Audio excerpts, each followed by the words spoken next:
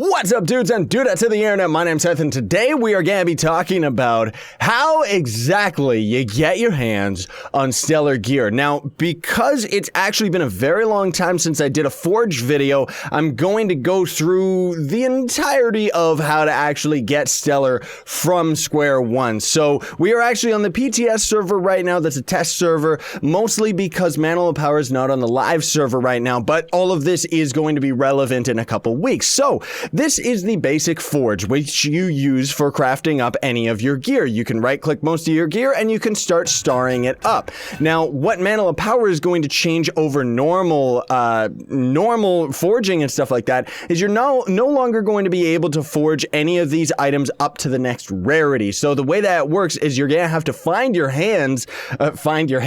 get your hands on a Shadow 1 item. So we've got one right here. And the way that the forging works is it's gonna take some eyes and some flux, and as we forge this up, once we get 5 stars, the next tier is going to be bumping it up to a Shadow level 2 item, at which point it's going to take a bunch of eyes and a bunch of flux.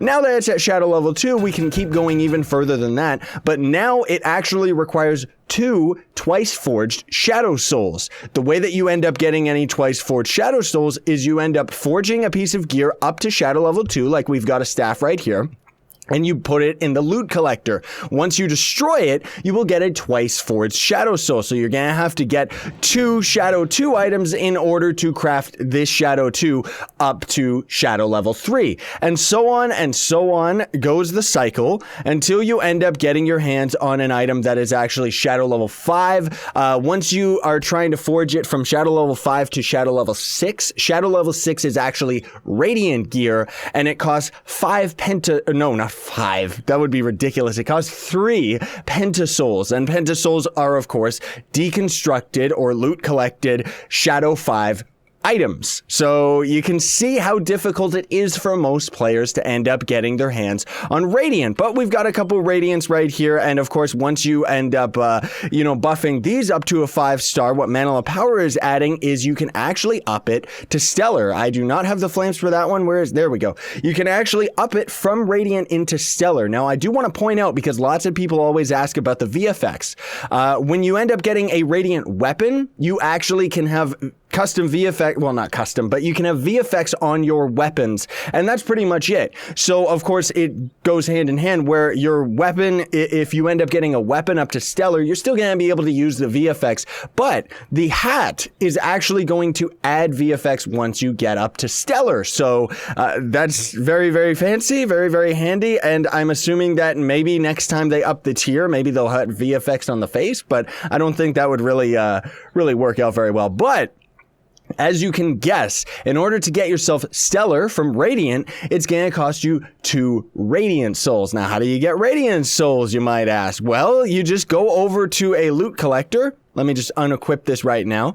And we would deconstruct a Radiant item to get 1 Radiant Soul. Now, I've already got a couple of them, but I still can't end up getting myself Stellar gear on the PTS server anyway, just because things are pretty crazy. Because it costs 2 Radiant Souls, and then it costs 10 Shaper's Stars. Now, the way that you actually get these is in the Shadow Tower. Let me just go into here. I'll just go into an easy one, because we just have to get to the Shadow Merchant. We're not actually trying to get into fighting a boss or anything like that. And it's actually going to cost you 5 Titan Souls to get your hands on a I don't know what it's called. It's a Shaper's Key or something like that. I don't know. I'll cut until I'm at the Merchant. Well, that took like 2 seconds for all of you. So yeah, you come over to the Shadowy Merchant right here. And for Titan Souls, okay, so it's called the Shaper Star Key. And it's going to cost you 5 Titan Souls. So hopefully everybody's been saving up. Unfortunately, lots of endgame players have been buying Shaper Visions with these. Thankfully, I ended up saving up my Titan Souls just because on the live server anyway, not on the PTS. But anyway, we would get ourselves this key. And as you can see, Everdark Vaults appear in the shores of the Everdark after winning a battle in a Coliseum. Now, unfortunately, I'm not 4,000 power rank, so I can't actually show you all this, but I will show you the portal and instruct you on how you're actually going to go about this right here. But I do want to say that you're going to need a total of 15 Titan Souls in order to get enough Shaper Keys that you can end up getting yourself enough of the souls, the Shaper Gems or whatever they're called. All the names, like, I'm not exactly sure what all the names are just yet. But yeah, so anyway. Oh, never mind. We're actually strong enough. All right, cool. So yeah, we come over here. Let's just pretend that we bought a bunch of those keys, right? So we would come over into this portal, which is the Everdark, which, rip me, we actually required rank 3,000 to enter it instead. And this is a big, bad, evil, terrible, terrible world where it doesn't actually generate enemies or anything like that. We actually have to try and find ourselves a Shadow Coliseum. I love that eye moon. Isn't it beautiful? Where's the Shadow Coliseum? This is also supposed to be like a river of spikes, and there are exploding barrels around, but we'll save most of that for when we end up, oh, is this one? Yeah, there we go, there's the Coliseum. Good. So once we end up going over to here, this is absolutely, like, the past few times that I've tried this, it's ridiculous, the amount of difficulty that these enemies actually give you. But the way that this works is you're gonna come all the way over here, and I know that this may seem a little bit tedious for Stellar, but it gives it makes it something worth grinding. Like, the stats that you actually get off Stellar are really, really good, so it's really, really cool that you have to actually go through a questing system like this. So now we're gonna activate the Crystal Skulls, and it's gonna be way too difficult for me, so I'm just gonna run around like a fool. Oh, it seems like they fixed it. They did fix it. So the initial first version of this actually was spawning like a million zillion enemies. All of them were spawning at once rather than you fighting them one at a time. Now, I don't know if I'm still actually strong enough to face these guys because I am particularly weak, but let's actually, wow, they hurt. Wow, they hurt. Oh my goodness gracious, do they hurt. Can we even kill one of them? We're going down fast like crazy. Oh my goodness gracious. We got one of them down. Yeah, so we're doing decent, but yeah, we gotta stay alive. That's the most important thing. Not fighting them, staying alive is the most important thing. Wow. Oh my goodness, they're starting to zap us from far away too. They're cheating. They're cheating and they're actually draining our health like crazy. Oh my goodness, so we got 10 more seconds to stay alive here. And if you're asking, if you're asking yourself, why don't you pillar up? You cannot pillar up. You can't pillar up in here. And 1 second left. There we go. Objective complete. I'm sure it's going to be very beneficial to actually fighting these enemies if you actually can. But anyways, this chest ends up spawning right here. I just need, okay, that minion de-aggroed, good. This is where we will end up using the Shaper Star key. Now, once we end up using the key, you're gonna actually get yourself 2 of the, Shaper gems that you need in order to forge, and you need a total of 10 in order to level your gear from Radiant up to Stellar. So that's why you need 15 Titan Souls in order to actually forge yourself up to it. And once you end up getting it, it's absolutely beautiful.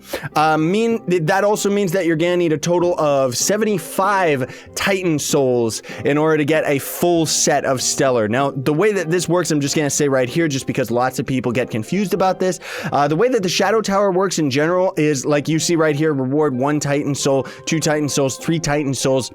You can only get the Titan Soul rewards once a week. That's the important thing. So up until now, when you would complete hard mode, you could get a total of, I think it was 15 Titan Souls. And also I do want to say a short little thing where if you end up completing Spikewalker on hard mode, it will give you the Titan Souls and actually complete Spikewalker on normal for you. Now, if we can ever get strong enough to handle Ultra mode, that's just gonna be 5 Titan Souls there, 5 Titan Souls there, 5 Titan Souls there. So that is 15 plus 15?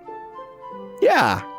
Okay. So that's actually not bad. That means you could get 30 Titan Souls in a week.